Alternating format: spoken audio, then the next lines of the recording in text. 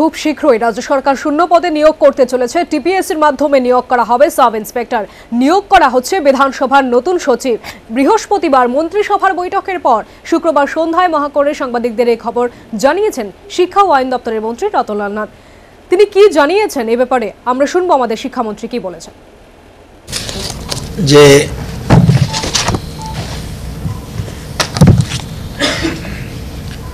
মন্ত্রিসভার কিছু সিদ্ধান্ত ছিল,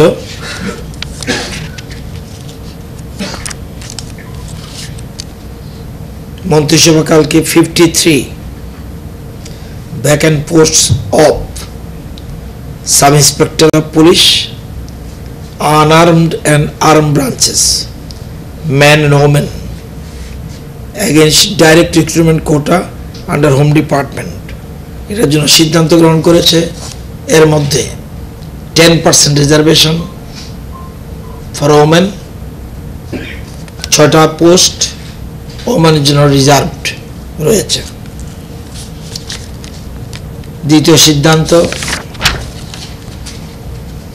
এগুলিও যেটা বললাম এটাও টিপিএসসির মাধ্যমে সিলেকশন হবে।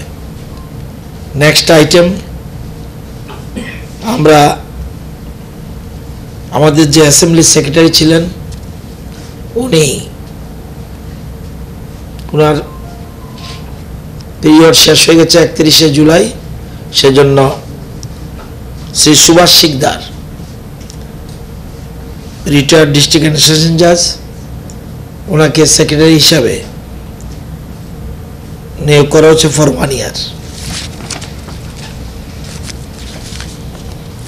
Third, proposal for relaxation of age for appointment of 10 agri assistants to comply with the order dated 9/6/2017 of the Honorable High Court Tripura under Education School Department। এখানে তৎকালীন গভর্নমেন্টের সময়